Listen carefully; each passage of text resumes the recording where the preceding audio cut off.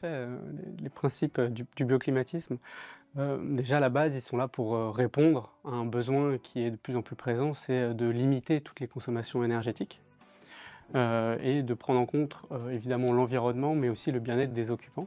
Et pour ça, il y a des principes de base, hein, du bioclimatisme qui sont, dans un premier temps liés à l'implémentation du bâtiment, donc en prenant en compte le climat et l'environnement. Donc le climat, c'est évidemment, l'endroit dans lequel est implémenté le bâtiment. Voilà, si on est dans le nord de la France, si c'est dans le sud, évidemment les variations de température vont être, bien différentes, mais aussi le microclimat, si c'est en bord de mer, si c'est sur une colline, s'il y a du vent, s'il y a de l'ombrage, sur le bâtiment. Tout ça, c'est des éléments qui vont être importants après la réalisation du bâtiment. Et là-dedans, il faut ajouter évidemment, l'orientation du bâtiment, parce que là, on va avoir une exposition, au vent, mais également surtout à l'ensoleillement qui vont être, assez différentes, pour cette première partie d'implémentation du bâtiment. Ensuite, sur la deuxième partie, on va être, effectivement plutôt sur l'isolation et là, c'est vraiment, la base, hein, de la construction maintenant en termes de réduction des énergies, de bien prendre en compte cette isolation est performante, hein. Ensuite, on va être sur, plutôt quelque chose de la gestion, de la ventilation à l'intérieur du bâtiment. Ça veut dire qu'il faut qu'il soit plutôt perméable à l'air pour, la partie, hivernale, mais par contre que pour l'été, on puisse évacuer, l'air trop chaud durant la journée. Ensuite, on va avoir, plutôt, comment le bâtiment est construit, ça veut dire, la compacité, mais également, l'inertie, les matériaux qu'on a choisis pour réaliser ce bâtiment.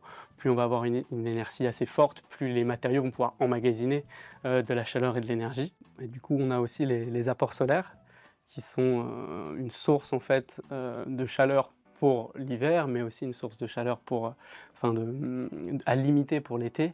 Donc c'est une notion très, très importante de limiter ces apports solaires.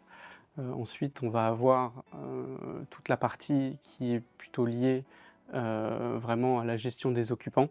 Donc là, on est sur, en fait, un bon sens. On sait que ces pratiques-là, dans les pays du sud, sont très communes, hein. C'est-à-dire, quand, il commence à faire jour, ben, on va commencer à fermer, les volets en extérieur, on va vraiment se calfeutrer à l'intérieur et le soir, là, on va pouvoir réouvrir et faire rentrer la fraîcheur.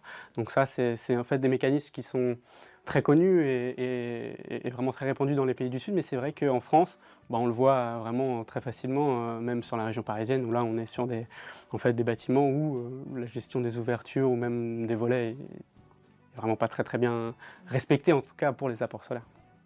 Nous avons aussi tout ce qui est lié à la volumétrie, mais aussi à l'inertie en fait des matériaux qui composent le bâtiment.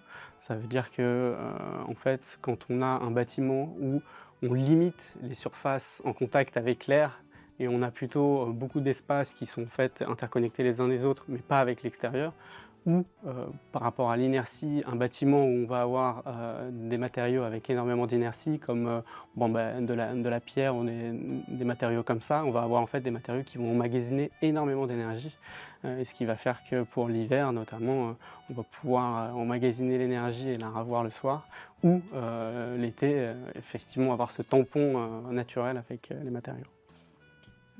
Pour la volumétrie compacte des bâtiments est aussi un élément important, c'est-à-dire en fait on va concevoir notre bâtiment en essayant de limiter les apports solaires avec l'extérieur et pour ça si on a une architecture qui a été faite de manière en optimisant les surfaces utiles du bâtiment, on va limiter pour le coup les surfaces avec l'extérieur et les échanges thermiques avec l'extérieur. Ensuite, on a la gestion des apports solaires. La gestion des apports solaires est un élément extrêmement important car c'est en fait la source qui va créer, notamment en été mais aussi en hiver, des surchauffes ou bien des effets en fait, d'apports solaires et de réchauffement à l'intérieur du bâtiment.